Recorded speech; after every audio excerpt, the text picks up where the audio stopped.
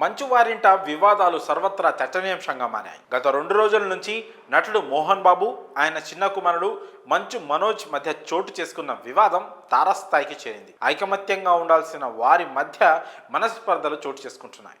దీంతో ఒక్కసారిగా కుటుంబంలో గొడవలు చోటు చేసుకున్నాయి.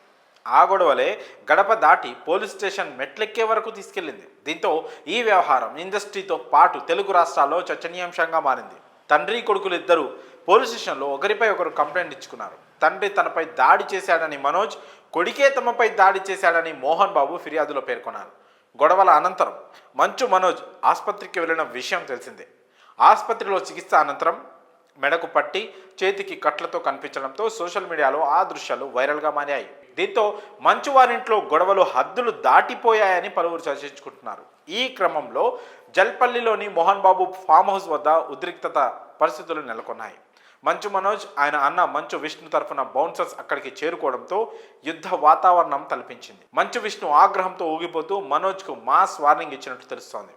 దీనికి సంబంధించిన ఫోటోలు, వీడియోలు నెట్టింట వైరల్గా మారాయి. ఇక గొడవలకు ఆస్తి వివాదాలే కారణమని అంతా భావిస్తున్నారు. కానీ మనోజ్ మాత్రం ఆస్తుల కోసం కాదు, ఆత్మగౌరవం కోసం అంటూ చెప్పుకొస్తున్నారు. ఈ నేపథ్యంలో మోహన్ బాబు ఇంట్లో పనిచేస్తున్న వంట మనిషి సంచలన నిజాలను వెల్లడించింది. గొడవలకు అసలు కారణాలను వెల్లడించింది.